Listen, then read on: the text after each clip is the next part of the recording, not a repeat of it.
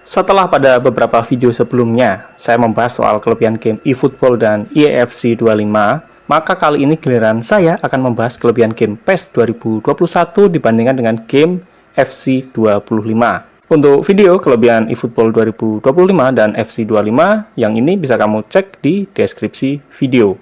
Sebagai catatan, dalam konteks kali ini saya tidak akan membahas aspek modding di luar fitur yang disediakan dalam gamenya sendiri. Oke lah, kalau begitu, selamat datang di Gamer Paruh Waktu. Kita akan ngomongin game retro tiap akhir minggu. Ya, mari kita mulai ngomongin kelebihan game PES 2021 dibandingkan FC 25.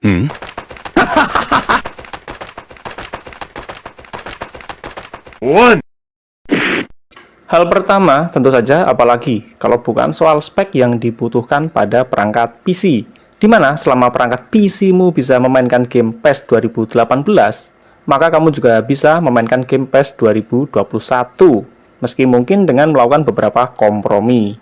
Hal ini karena secara teknis, game PES 2018 sampai PES 2021 tidak berbeda jauh.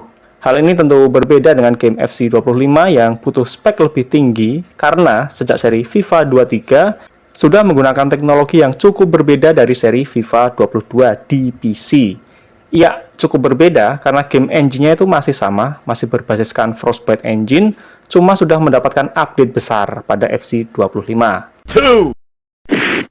Untuk yang satu ini secara nggak langsung menjadi bukti bahwa seri game PES memang cenderung lebih peduli pada mode single player.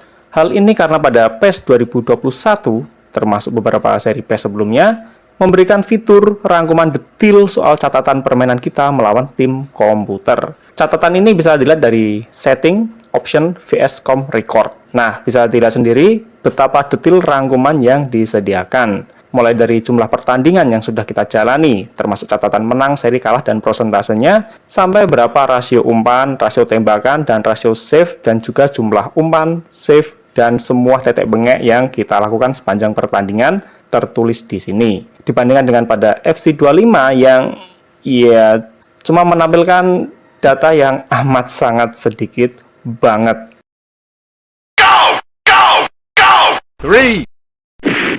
Inilah salah satu fitur yang sangat saya sukai dari seri game Winning Eleven atau PES. Bahkan sejak dari era game International Superstar Soccer di Super Nintendo yang dulu.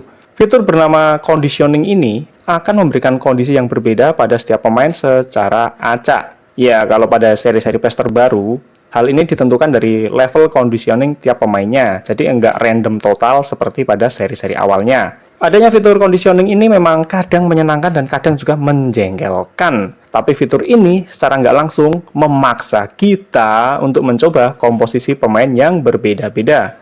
Hal ini masih belum ada di game FC 25. Dan iya, pada karir mode memang ada semacam buff acak seperti ini. Tapi itu pun nggak seacak pada game PES 2021.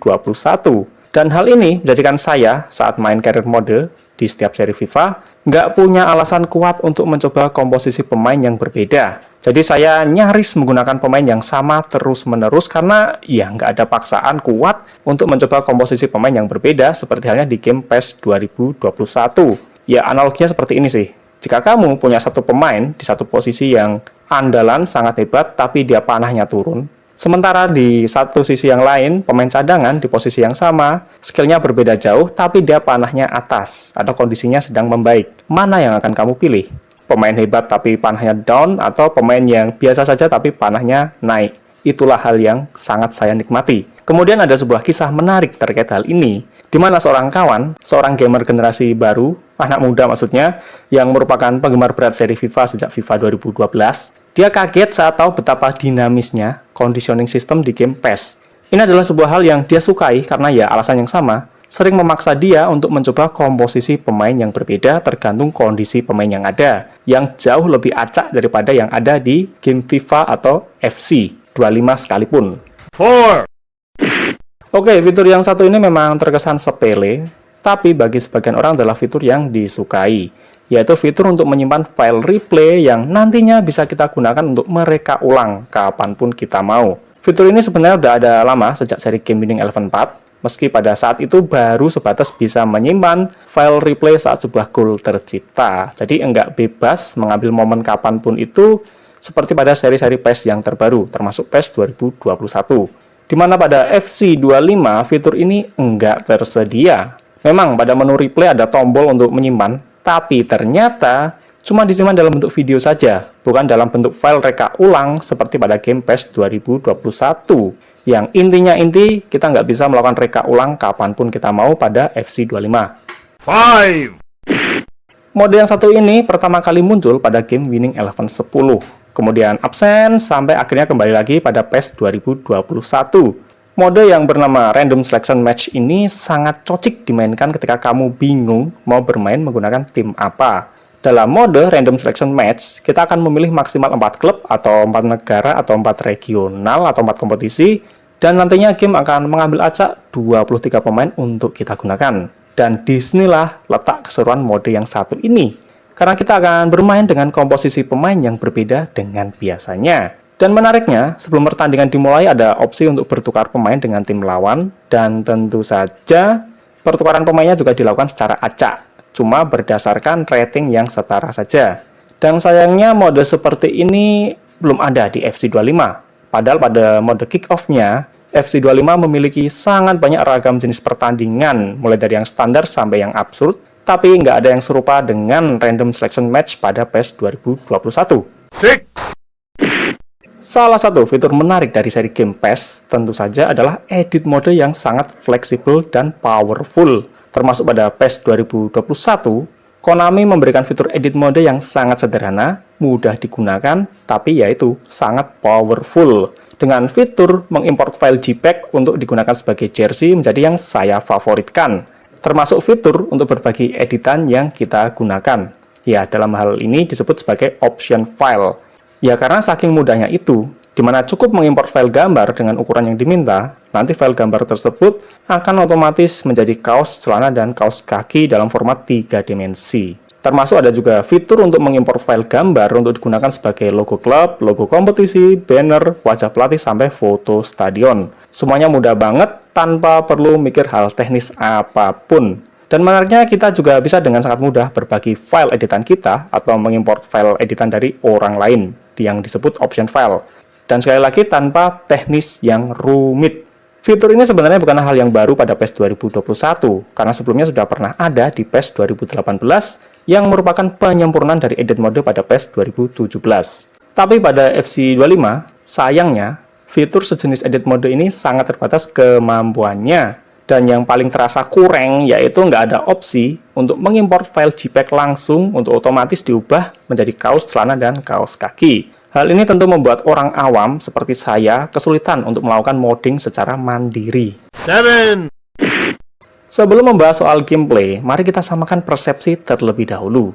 Bahwa gameplay PES 2021 dan EFC25 ini sama bagusnya, tapi berbeda rasa karena memang memiliki arah gameplay yang berbeda. Ya, katakanlah seperti seri game Need for Speed dengan Gran Turismo. Keduanya adalah game balap yang bagus, tapi berbeda rasanya. Atau ya katakanlah seperti kopi atau teh. Keduanya sama enaknya, tapi berbeda rasanya. Jadi di sini saya nggak akan membahas soal arah gameplaynya, karena memang berbeda dari awal. Tapi dalam konteks balancing dan aksesibilitasnya, game PES 2021 lebih unggul daripada EFC 25.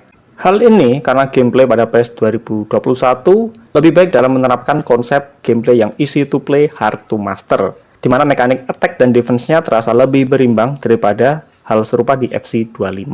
Di mana pada PES 2021 nggak butuh mekanik rumit saat menyerang maupun bertahan, sehingga orang awam sekalipun akan bisa dengan mudah menguasai mekanik dasarnya. Dan hal ini tentu berbeda dengan pada FC25 yang perbedaan mekanik saat menyerang dan bertahan terlalu jauh gapnya. Di mana mekanik menyerang di FC25 itu mudah dan responsif. Termasuk kita bisa sering-sering mengeluarkan jurus sebanyak yang kita mau.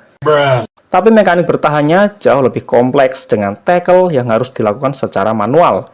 Tanpa ada fitur auto pressing sekaligus auto tackling seperti pada PES 2021. Iya, memang ada fitur contain di FC25 untuk melakukan pressing ke lawan. Tapi untuk merebut bola, kita tetap harus menekan tombol tackle secara manual. Maka nggak heran saat ada dua pemain yang setara kemampuannya bertanding, jumlah gol yang terjadi pada game PES 2021 cenderung lebih sedikit daripada kondisi yang sama pada game FC25. Ya, itulah beberapa hal yang menjadi kelebihan game PES 2021 daripada EFC 25. Sebenarnya sih saya berharap suatu saat EA akan meniru fitur PES 2021 pada seri EFC yang mendatang, seperti yang pernah mereka lakukan pada seri-seri sebelumnya. Dan untungnya Konami nggak licik seperti Nintendo. Kalau mau licik sih, EA bisa kena paten kombinasi tombol untuk mekanik umpan 1-2, umpan terobosan lambung, chip shot, shot cancel, sampai player roll. Nah, bagimu sendiri hal apakah yang paling kamu suka dari game PES 2021? Yuk diskusi di komentar. Il salto alle spalle del portiere.